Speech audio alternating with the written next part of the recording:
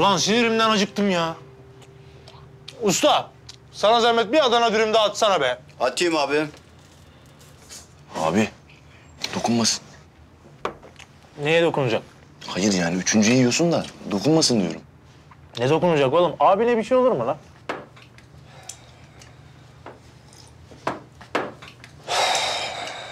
Selamünaleyküm. Aleykümselam abicim. Dürüm söyleyeyim mi, yer misin? Yok dayıoğlu yemeyeceğim ben ya. Ben olmuşum dürüm. Dürdüler bizi çaylağım. Sonra da bastılar acıyı içimize. Ne oluyor ya? Sana yine ikinci kanaldan çekiyor. Nazlı yengeyi gördü ya. Frekanslar karıştı tabii. Selam beyler. Aleykümselam abi. Dürüm söyleyeyim mi, yer misin? Yok ya. Ben olmuşum zaten dürüm. Aha. Bu da eylemi görmüş. Nereden anladın be? Karabatağın halinden. Ne alaka? Neyse ya. O değil de canım ne çekti biliyor musunuz? Ha. Sushi çekti. O ne ya? Bu Çinlilerin yaptığı var ya abi.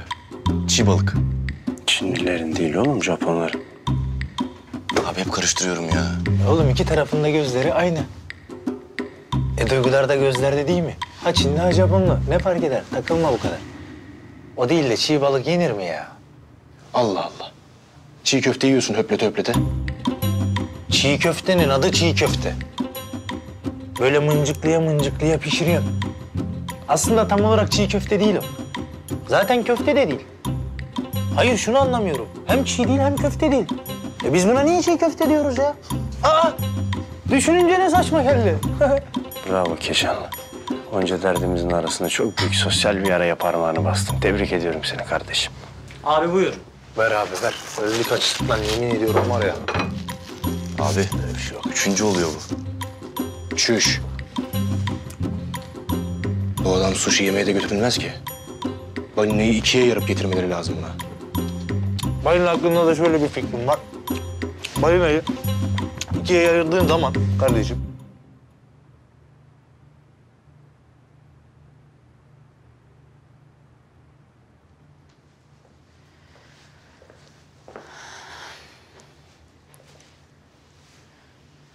Daha iyisin değil mi? İyiyim, iyiyim. Bu ne? Ama o bir fotoğraf. Baksana. Benim de kendime göre bir espri anlayışım var. Ne yaptın o espri anlayışını? İstanbul'da mı bıraktın?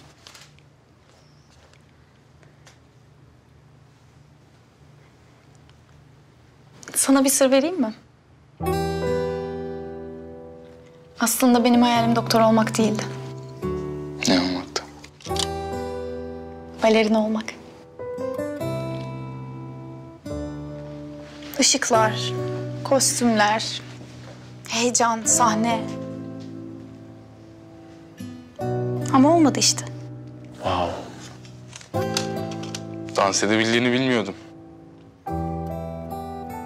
Gözümde hiç anlandıramadım şu an. Öyle mi?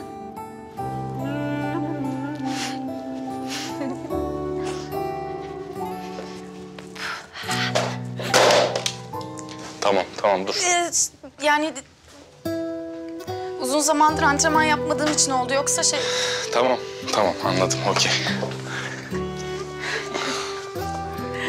İyi ki balerin olmamışsın bu arada.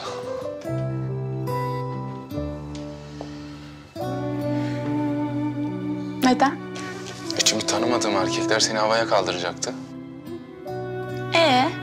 Ne olmuş? Yani kollarını kırmak zorunda kalacak. Bu kadar hödük olduğunu bilmiyordum. Ben buna aşk diyorum daha çok. Kimse benim sevdiğim kadını havaya kaldıramaz. Buna sanat derler sarı komutan. Bana da Yavuz derler. Sen daha beni tanımıyorsun.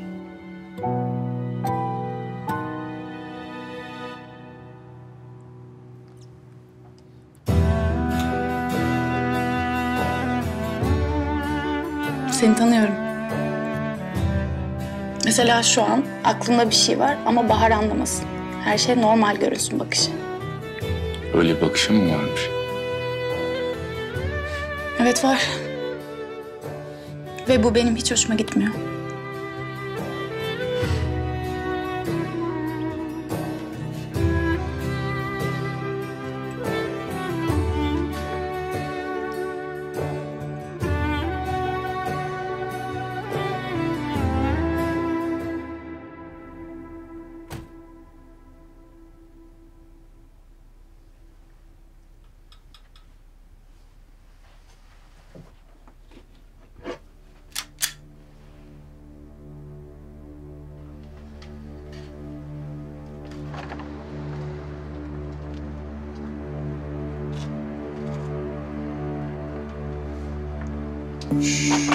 Sakin.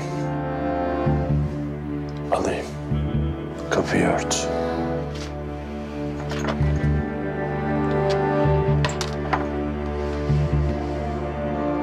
Kim olduğunu biliyorum.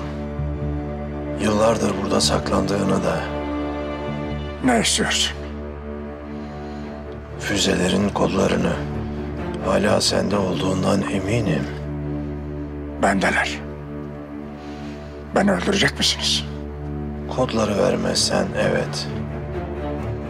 Verirsem Ailenle birlikte istediğin ülkede yaşamanı sağlarım. Hayatın boyunca güvende yaşarsın. Kodlar.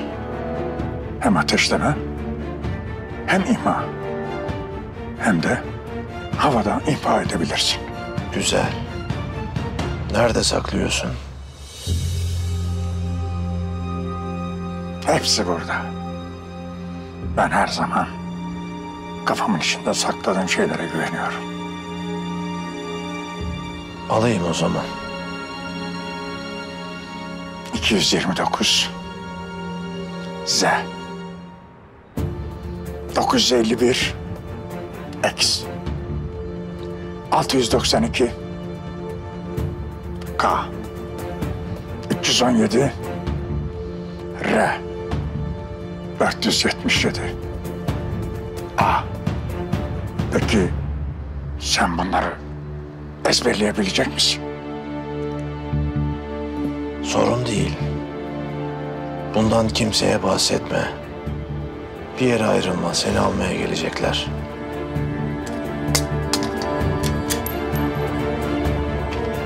Tamam.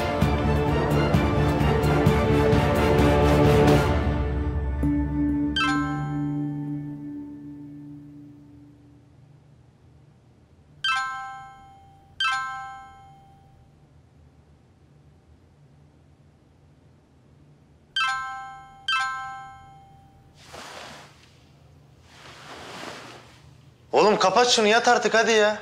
Abi bir dakika ya. Sesini kıs bari, düt düt düt düt kulağımda.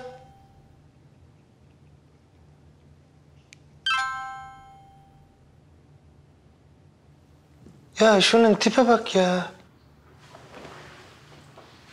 Oğlum sen mesajlaşırken hiç aynaya bakıyor musun lan?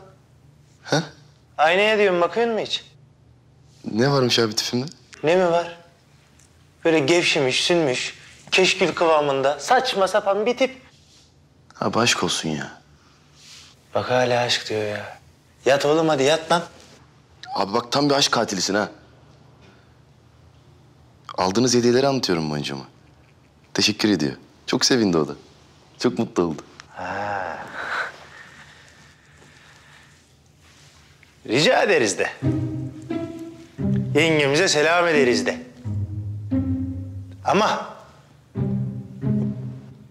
uyu oğlum artık. Kapat, geç oldu hadi.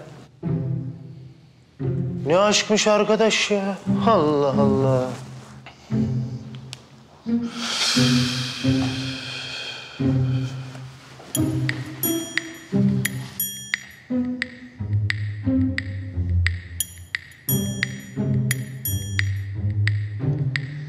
Abi Sen nasıl hiç aşık olmadın ya?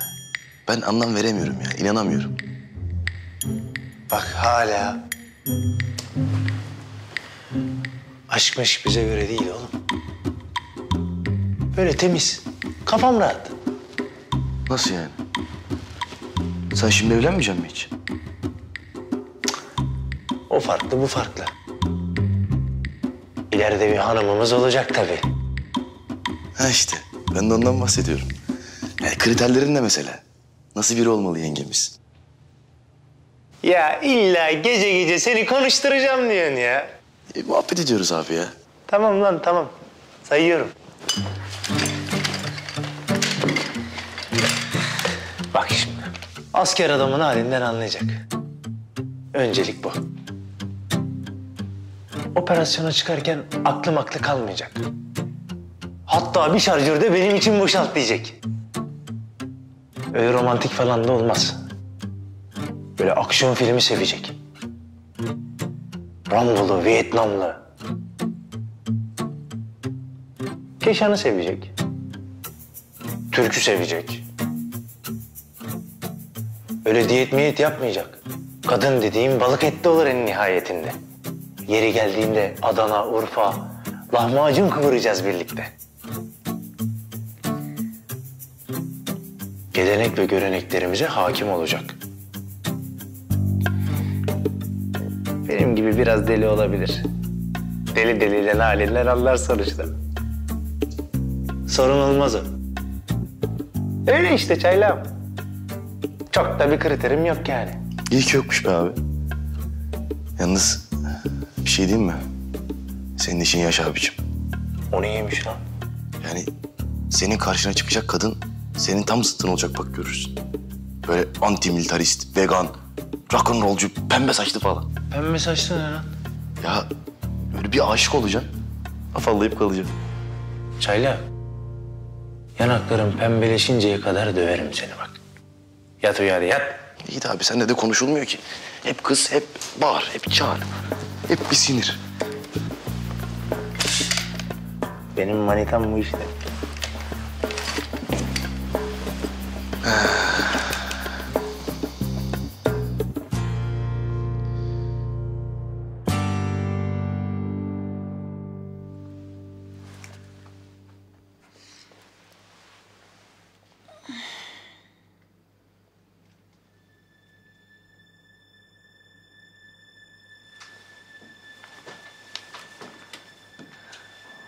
Bahar canım, Agah bulmadan dönmeye niyetim yok. Bir daha görüşemezsek bilmeni istiyorum ki seni çok seviyorum.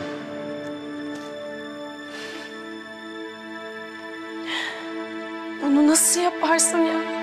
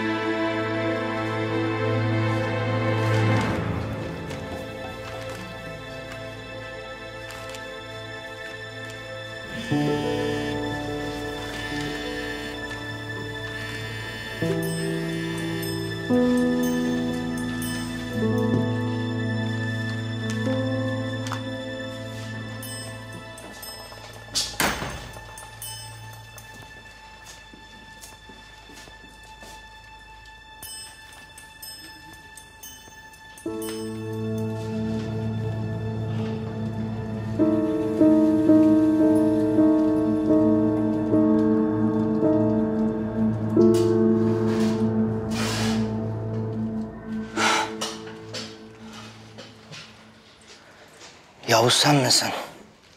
Evet.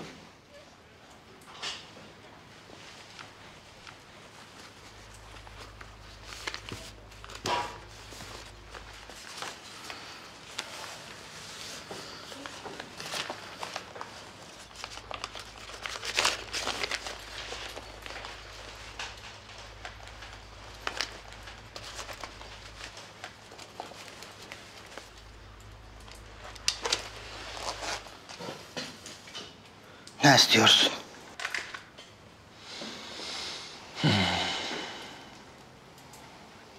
Agah diye biri. Üçkağıtçı ile çok sıkı fıkı buralarda olabilir. Duydum adını. Ama nerededir, nerede yaşar bilmem.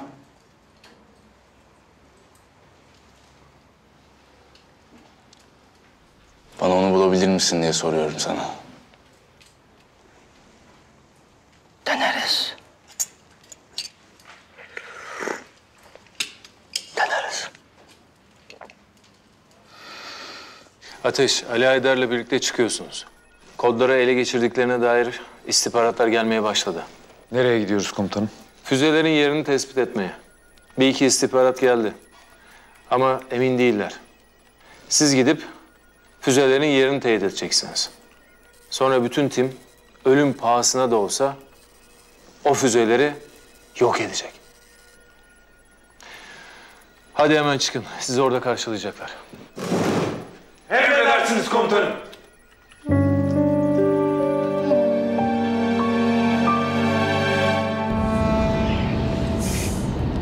Ne kadar kaldı? Yarım saat var. Niye sordun ki? Ahmet'imin sesini duyamadım, özledim. Bugün hiç aramadım. Ara ara. Aslan yeğenin babasının sesini duysun. Evet. Hani maması gelmiş, mamasını yiyecekmiş şimdi benim oğlum. Ah, oğlumun babası arıyormuş. Al bakalım. Oğlum, Ahmet'im. Kurban olurum ben sana. Canım oğlum benim. Çok mu özledin sen babanı? Ah güzel oğlum benim. Kokun burnumda tutuyor. Geleceğim inşallah yanına canım oğlum benim. Ali Haydar. Baba nasılsın?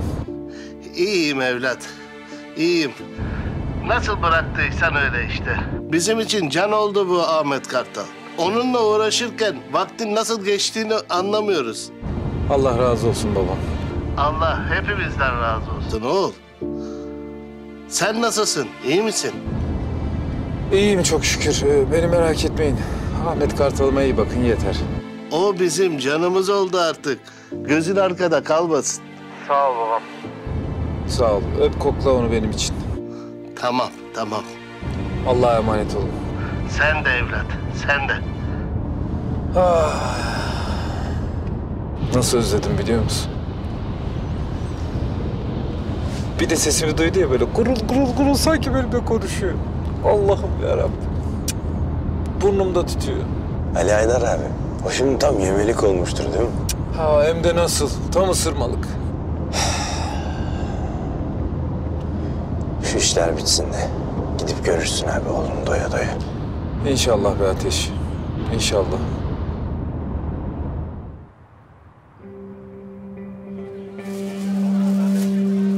Eyvallah.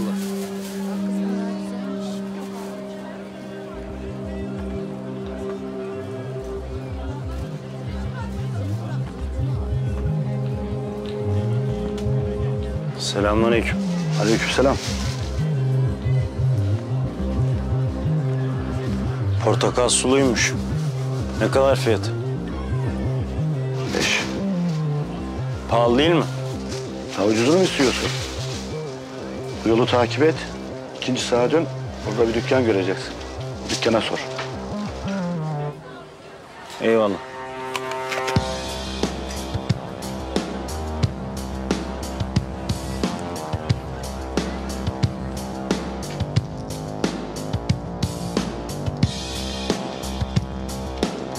Selamünaleyküm. Aleykümselam.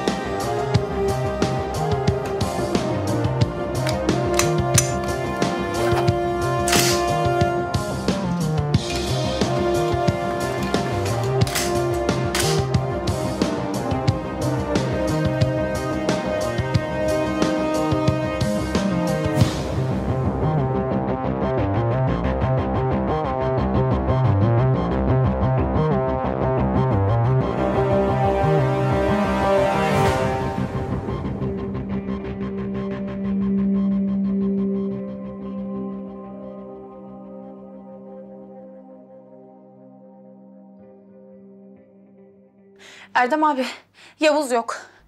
Nasıl yok? Sabah uyandım gitmiş. Agah denen adamın peşine düşmüş. Nereden biliyorsun? Bana not bırakmış. Bulmadan dönmeye niyetim yok diyor. Tamam. Tamam, ben ilgileneceğim. Sen merak etme. Tamam.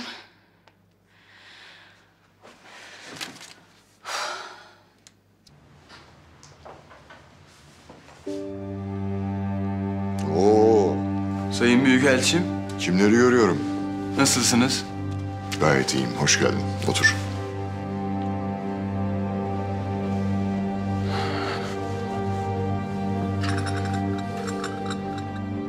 Biliyorsunuz Türk makamlarıyla masaya oturacağım.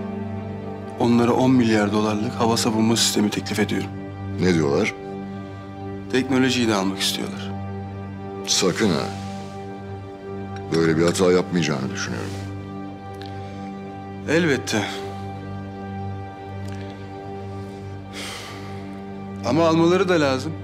Duyduğuma göre bazı terör örgütlerinin elinde uzun menzilli füzeler varmış. Ben de duydum. Çok tedirgin edici. Belki bu füzelerden biri Türk topraklarına düşerse satış hızlanabilir. Yanlış anlamayın. Sadece bir düşünce. Kaygını anlıyorum. Umarım Çolak böyle bir delilik yapmaz. Ama onun sağa solu da belli olmaz. Bakarsın atıverir bir yere. Çok üzülürüm. Afiyet olsun.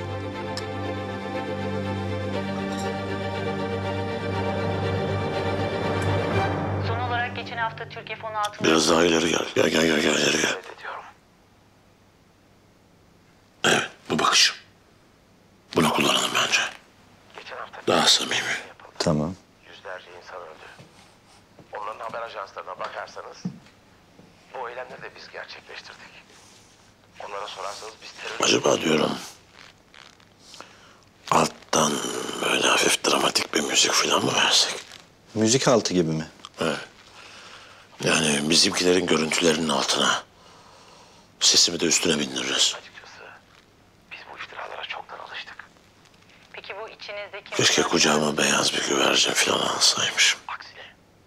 Bizi daha da... Önemli cümlelerini hızlı katlarla üst üste bindirirsen daha etkili olur. Bu mücadeleye ve kesinlikle izin vermeyeceğiz. Eski sevgilim.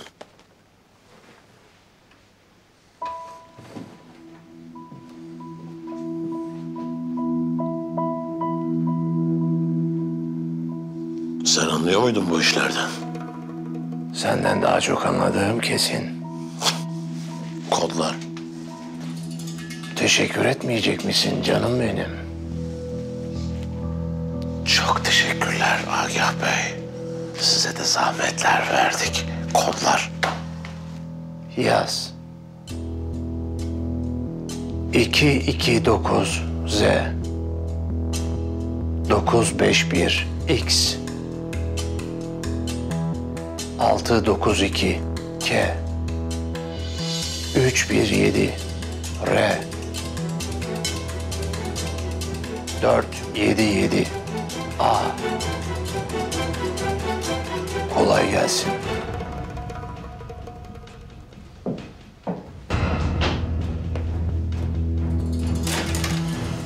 Psikopat. Fırlatmaya hazırlanın. Kodlar bende. Tamam, hazırlanıyoruz.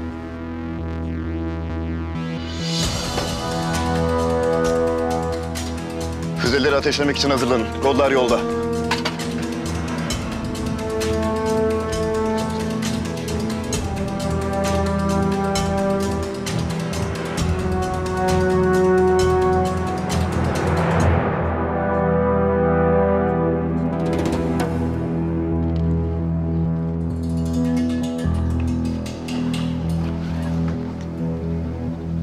Bir hareketlilik var.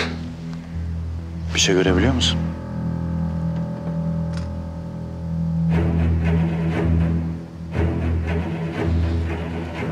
Füze rampası bu. Füzeyi fırlatacaklar. Hazırlık yapıyorlar.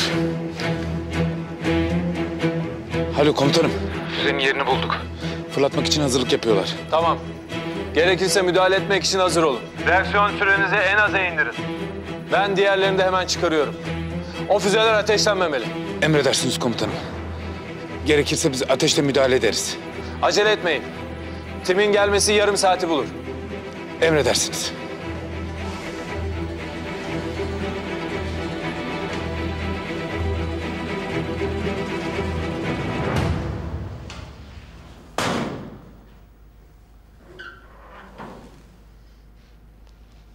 Yavuz komutanım eşyalarını toplamamış.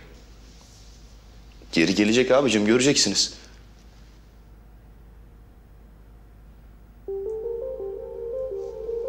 Bırakmayacak bizi.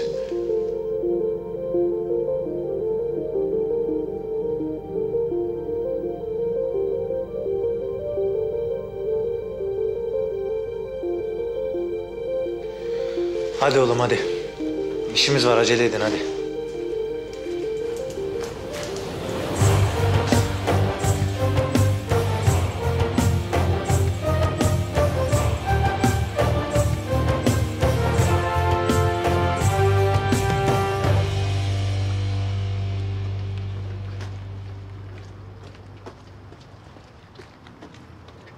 Kim bu adam?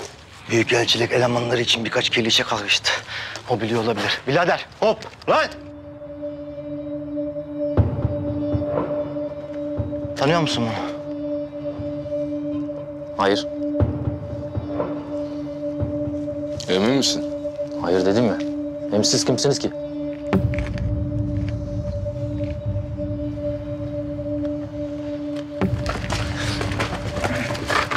Ne yapıyorsun? Bana bak, bu adamı tanıdığına eminim.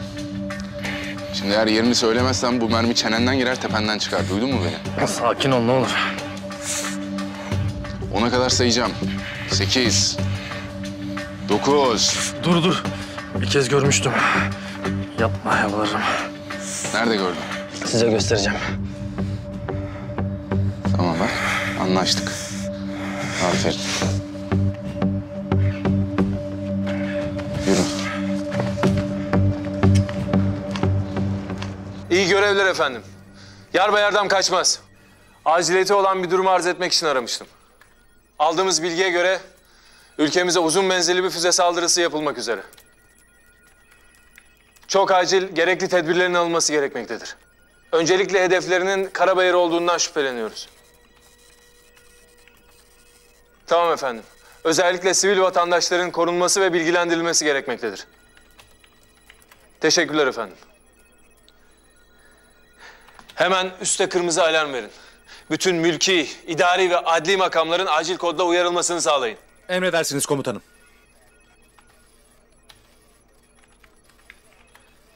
Karşı taarruz için ilgili komutanlıklarla acil irtibata geçin. Emredersiniz komutanım. Havadaki silahlı İHA'ların hedef bölgeye yönlendirilmesini sağlayın. Karşı hava harekatı için gerekli koordinasyonları sağlayın. Yakın hava taarruz unsurlarına da ihtiyacımız olacak. Taarruz grup komutanlığıyla da irtibata geçin. Emredersiniz komutanım.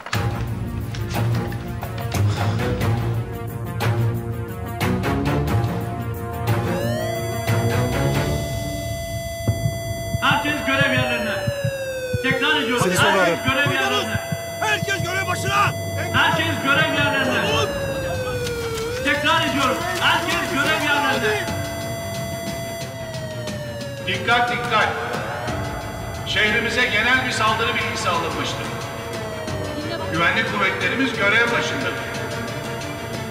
Halkımızın olası bir saldırı karşısında zarar görmemesi için evlerinden ve sığınaklardan çıkmamaları, paniğe kapılmamaları, güvenlik kuvvetlerine yardımcı olmaları önemli rica edilir. Dikkat dikkat. Şehrimize genel bir saldırı bilgisi alınmıştır.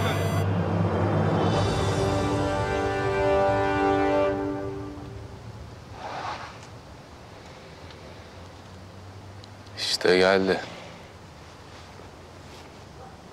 Etraf kalabalık. Silahlı adamlar var. En sevdiğim.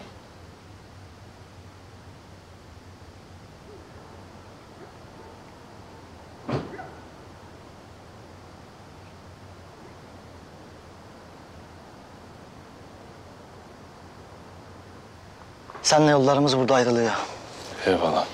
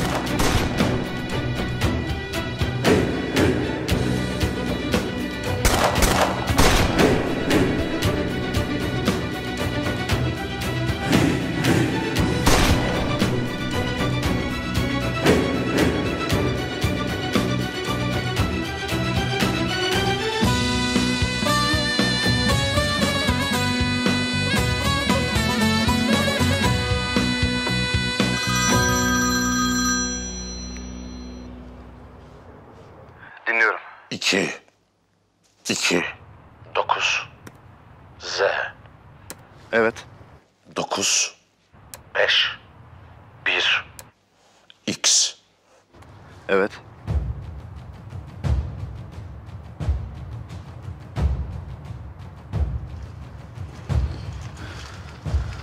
Nerede kaldınız? Geldik işte.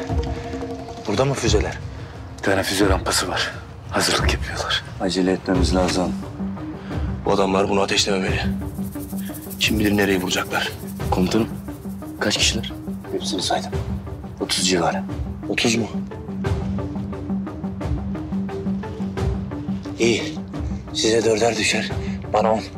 O zaman makul. Tamam Keşanlı, tamam. Dikkatli olun.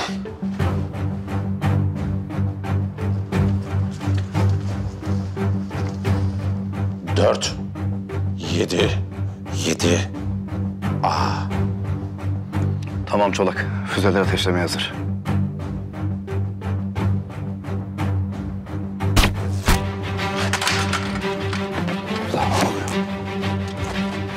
Koş, koş.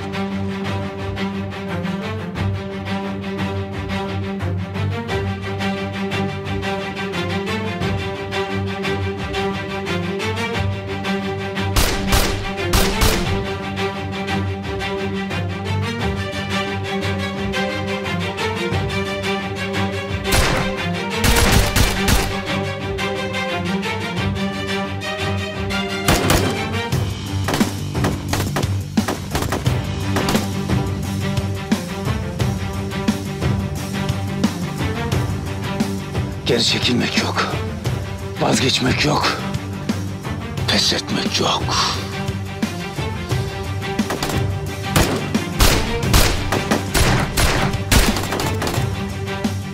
Ne oluyor orada? Baskın yedik Çolak, baskın yedik. Yaklaştırmayın şunları, yaklaştırmayın. Hiç ileri git. Yaklaştırma. Ateşle şunu. Ateşle!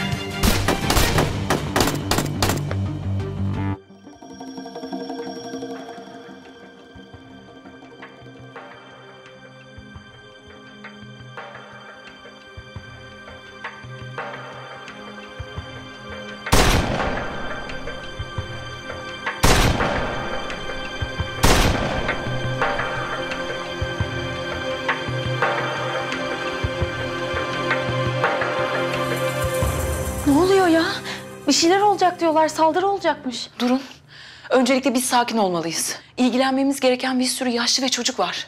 Onları güvenli bir yerlere almalıyız. Doğru söylüyorsun. Hadi çıkalım. Tamam.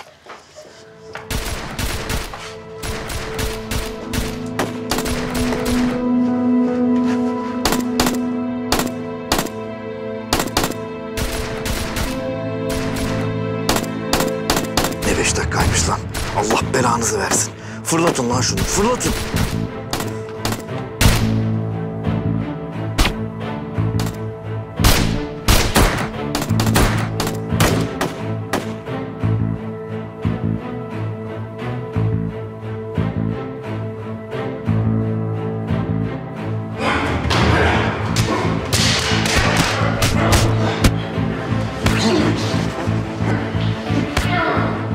Agah hangi odara? İşte benim oğlum. Yukarıda sağda.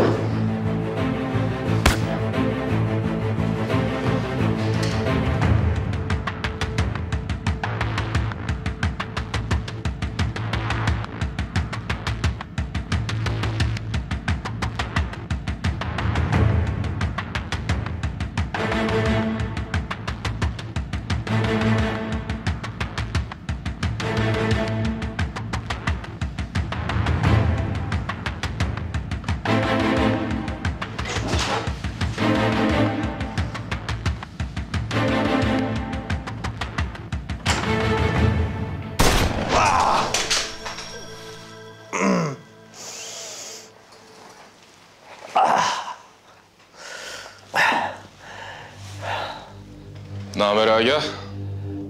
Keşke geleceğini haber verseydin. Oğlum. Sakın bana oğlum deme, sakın. Maalesef seni iyi yetiştirememişler. Müsaadenle mendil alacağım.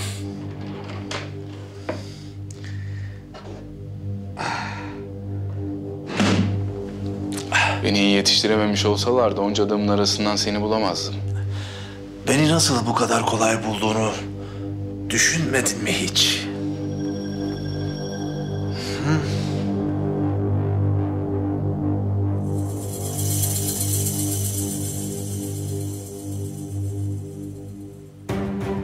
At o silahı. Beni buldun.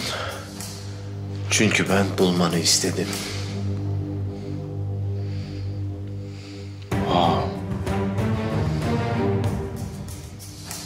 Seni bu kadar kolay bulmak benim de hiç hoşuma gitmedi Agah.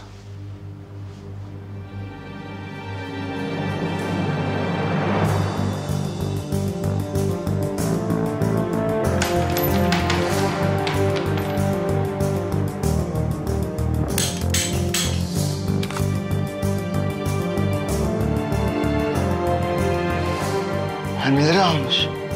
Ya.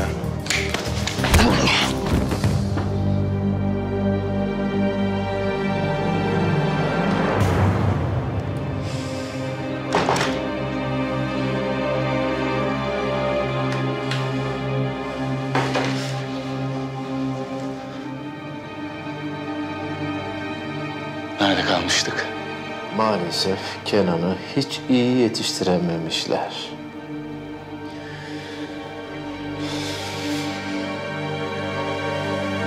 Ne durumdasın? Bizim salaklar şimdiden kaçmaya başladı. Füzeler ne durumda? Birkaç dakikası kaldı. Halledeceğiz. Sakın mani olmalarına izin verme. Duydun mu beni? Sakın! Tamam.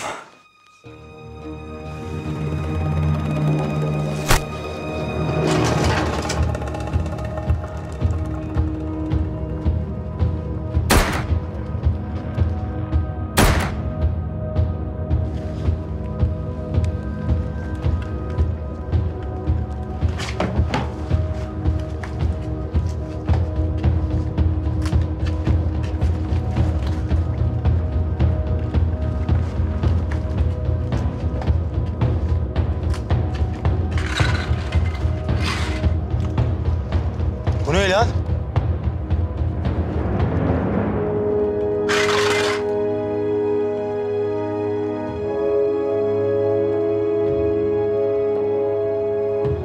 Füzelerin ateşleme sistemi. Çok az kalmış komutanım. Durdurabilir misin?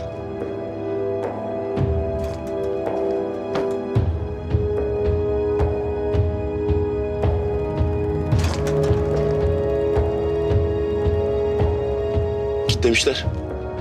Ne oldu? Çaylak ne oldu? Fırlatılmak üzere komutanım. Sistemi kilitlemişler. Bir şey yapılmaz buna. Durdurmak için ne yapacağız? Kodlar lazım. Çaylak çöz şunu çöz. Komutanım kodlar lazım. Patlayıcımız yok mu? Var. Tamam patlatalım hepsini. Çok az süremiz kaldı komutanım. Acele et o zaman. Tamam. En azından bunu deneyelim. Hadi.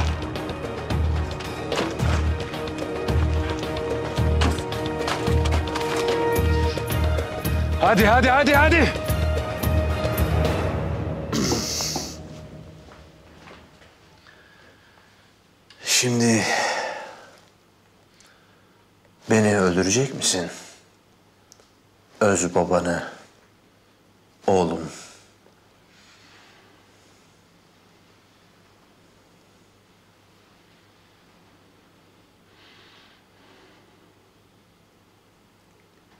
Buna değer misin emin değilim.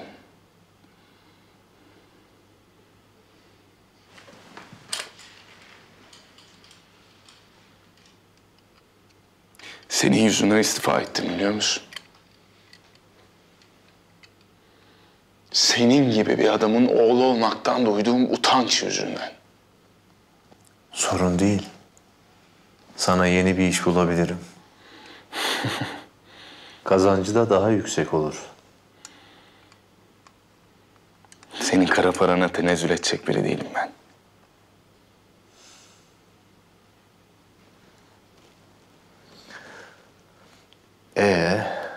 Sonuç? Öldürecek misin yani beni?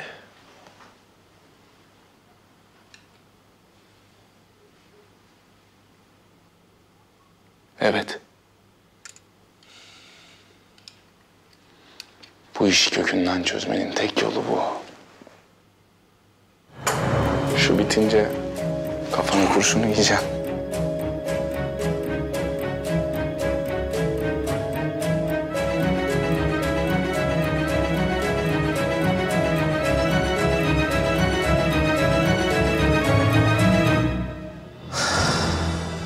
Peki.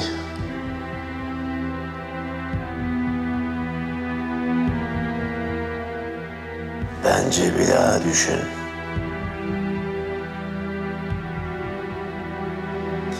Şu an Karabayır'a bir füze düşmek üzere. Ve onu durdurabilecek tek adamı öldüreceksin. Öyle mi? Güzel numara.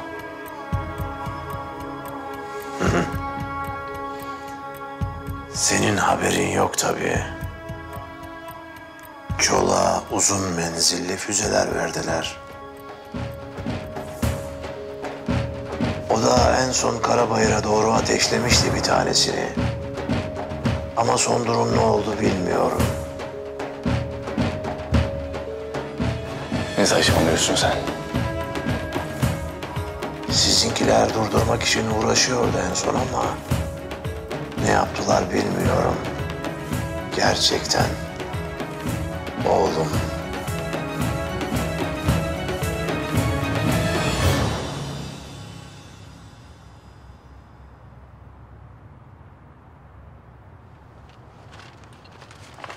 Tamam komutanım.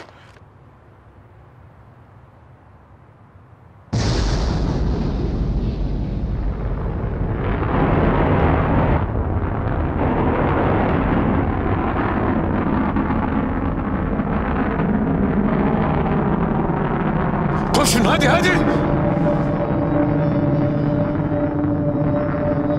Bir tane daha füze rampası varmış.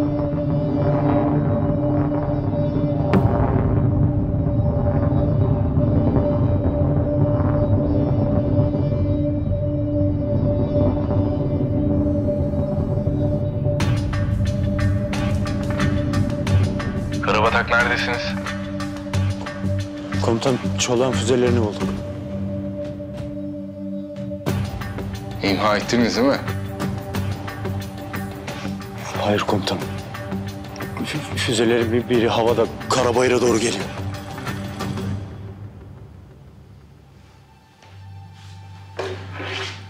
Nasıl durduracağız? Kodlar komutanım. Kollara ihtiyacımız var. Ama kodları bilmiyoruz. 1-2 dakikamız falan var. Kodlar bende. Söyle. Komutanım, kodlar lazım. Çok acil komutanım. Komutanım. Komutanım orada mısınız? Tabii ki söylerim. Beni bırakırsan. Komutanım. Komutanım orada mısınız? Komutanım.